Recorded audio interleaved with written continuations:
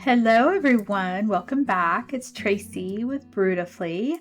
Happy to be here with you, catching you up on everything surrounding my new life. um, the status of everything is moving right along, I guess. It's the best way to put it. House is for sale now in Ohio. So hopefully that sells quickly. Looks beautiful with everything the cleaners did to freshen everything up. And the pictures that are on the realtor site. And yeah, just excited to see a new family enjoy that space and make it their own. And want my neighbors to have good neighbors. I love my neighbors. They're wonderful people all around. Beautiful neighborhood. Um, and just very bittersweet. Been very hard to um, see that go on the market. There's just so much love I put into that place and the things that I wanted to have and colors and design and style. I had Pinterest board for years and would check off everything that was happening and making it the way that I wanted it. So, yeah, it's hard to it's hard to talk about and not tear up. So I don't want to cry. Every time I talk, I feel like I cry and I don't want to do that. Um, of course, Wednesdays are counseling days and those are good for me. I need those and getting ready to do art-based grief counseling here in the area. So I'm anxious to participate in that. Uh, Anxious, excited. Um, want to be able to create again with my hands to a point. Here, if you're watching the video on YouTube, I have been painting. So here's a little bit of some florals that I was doing in watercolor just to put a brush in my hand again and work on some inspiration for some fall special mahjong mats that I was designing for a matter piece collection. So every month, a limited edition mat will come out with my artwork, and that will start in September. And it won't be available after that, after the orders are done, the month prior, the, different substrates that you can order on all the ones that I offer, and then, it won't be made again. So it'll be like a limited edition, and only 100 mats will be made, so you can choose from the style you want, and then you also get a special gift from me that will go along with your mat. It could be an accessory, it could be something that you can use at the table, but it'll be a special surprise that's included too. So just wanted to offer something fun and exclusive. Because everything that I do mahjong wise is usually just available made to order. I don't really limit to how many are out there. I know that that's frustrating for a lot of mahjong players, that they feel like they're under the gun ordering something or it's not available. So it's just made to order. And so this is a little bit of a fun way to some of the people that collect some of the mats that I do, to have something more exclusive. And another layer on that is the gift that I create to coordinate with that look, as a thank you. So to make it worthwhile. But, yeah, so that is something that is new, and I gotta start my newsletter up again. I haven't sent one out since, April, and I need to do that. It is on my list to do, but I've been, busy. I've been busy with the wholesales, and I've been busy with, creating some custom stuff and, with commissions, and I'm very grateful for that, very thankful that is doing well. I need that. I need that financially. I need that mentally. I need that connection with others, and I appreciate it. I appreciate the support. If you're wanting to support me, that's one way you can do it.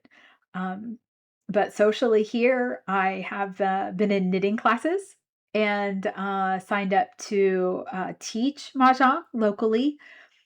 and I'm going to take dance lessons, line dancing lessons, so that's gonna be fun. I got a bicycle, so I'm hoping to find a place to ride, my bicycle and, maybe take my granddaughters with me, so hopefully it's like a I don't know, we had the towpath in Stark County, and that was really nice because it was away from the roads and you could just ride and you didn't worry about traffic. So I'm looking for something like that here in the area so I can know that the kids will be safe if they're dragging behind a little bit or something. So yeah, they're they're on my radars to look out for something like that and visit some places. I went to lunch this week with another artist friend in the area, and Amy and I went to the Rusty Pelican in Edmonds, and Edmonds just stole my heart. What a darling town! That was so fun to visit, and I was given some suggestions to go visit some of the shops and studios, so did that, and going to go back. So I'm very excited about having that so close, and just love the whole vibe of that area. So sweet. So I really enjoyed that visit and the breakfast and her company and just her encouragement, making plans with some other friends. So I'm really excited about, exploring the area and having some people to meet up with. Um, it makes me really happy to have those connections and trying to rest. My counselor is adamant that I give myself permission to just get some rest. Um, and I'm trying to do that. Um, but otherwise, just spending time with my kids and spending time with my grandchildren and getting to see my granddaughters at her birthday. It's the first birthday party I've ever got to attend.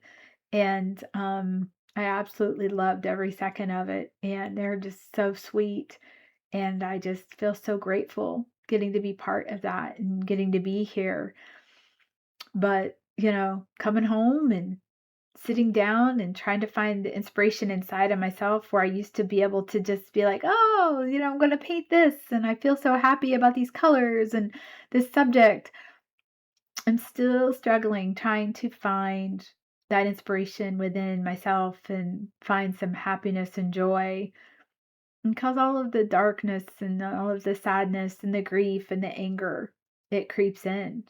And I try to quiet it with just like some really soft music, lo-fi. My friend Rachel introduced me to that.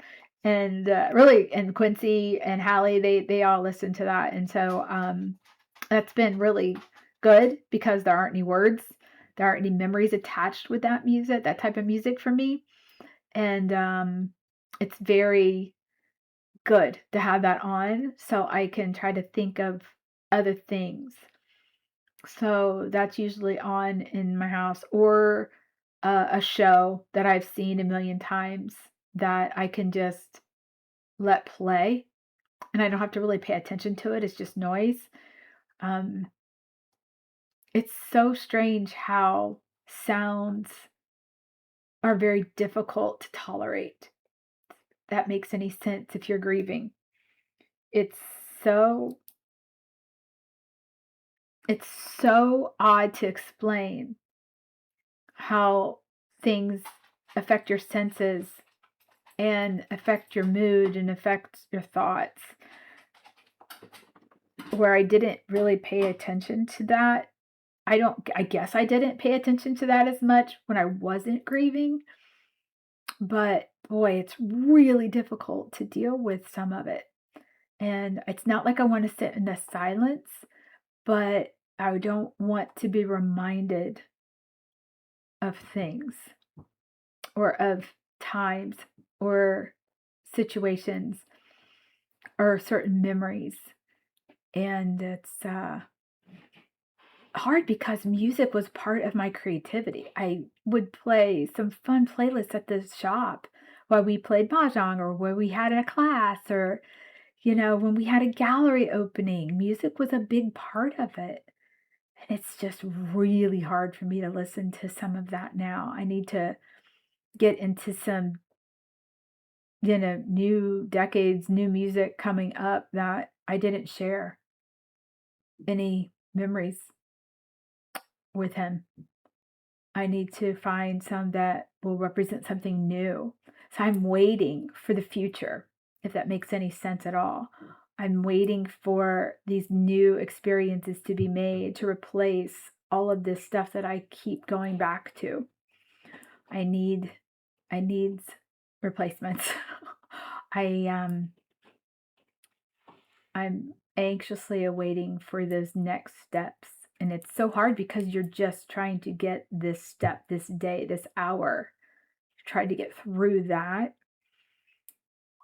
And you're just constantly reminded on this date or this experience was shared. And maybe you don't want to remember that. I don't know how many people are grieving like I'm grieving, where you don't want to recall a certain memory. It's too hard. You don't want to remember. You don't want to relive. It was a false positive. If that makes any sense.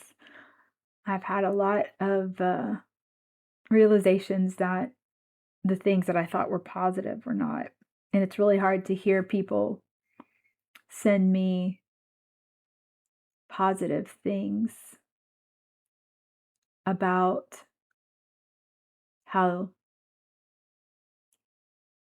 they're dealing with all of this, because not everybody is grieving in that way.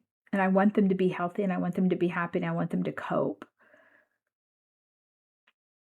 But in the same vein, I'm trying to do it on a whole different level. And it's hard. It's hard to compartmentalize, I guess, this anger I have and hurt and explain it.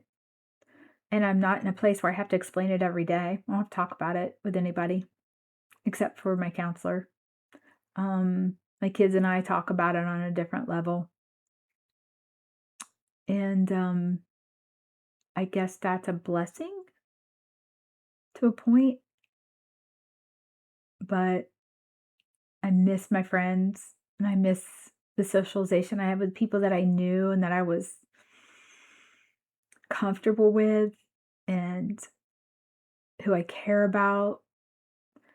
And it's like, what do I replace that with right now? Because all I have is myself. I don't have my daughters on a daily basis or my granddaughters on a daily basis. And so I just have my art, my creativity. And I want it to be positive. I don't want it to be dark. I don't want it to be hurting. But maybe I need to create that way for a little bit to get it out.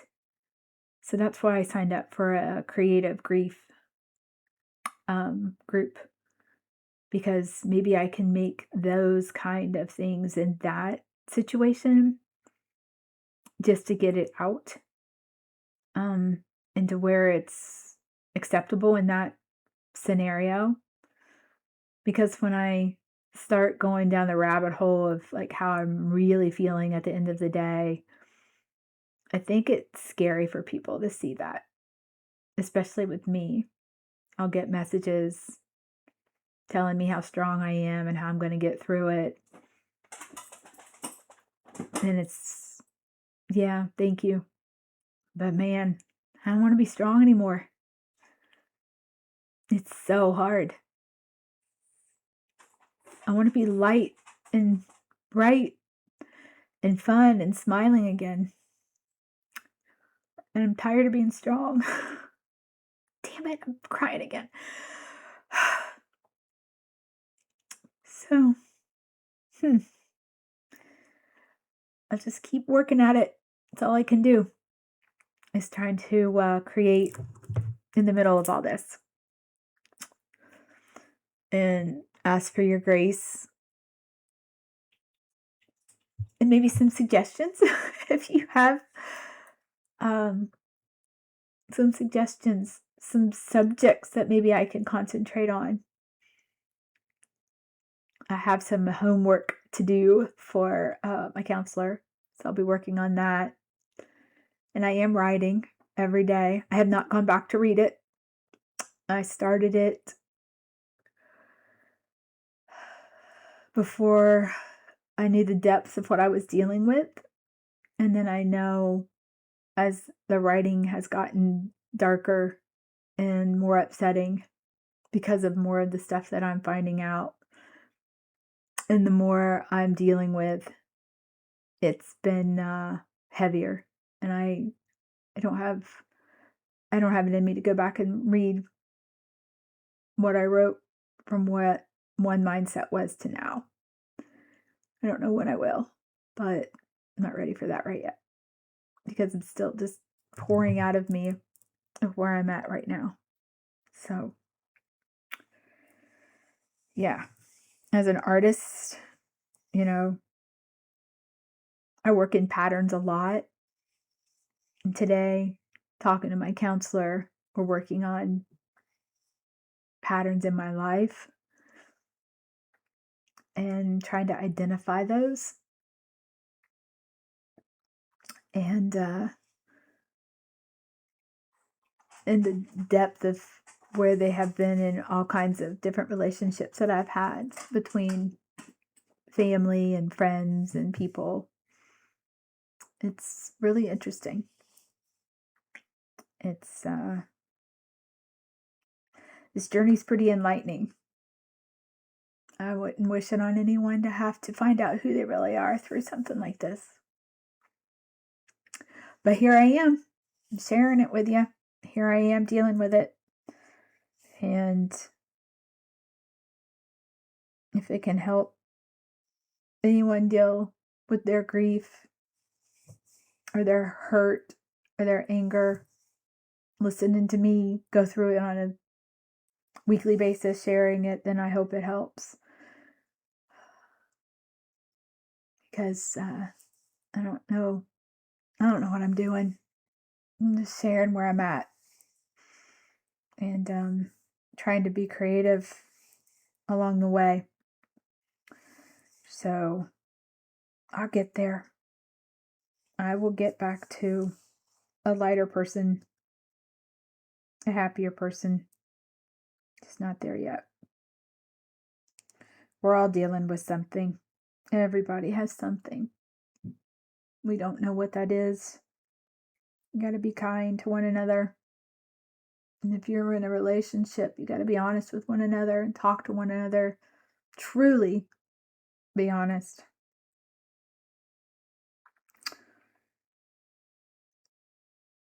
It's amazing how the things that you do in life and search for,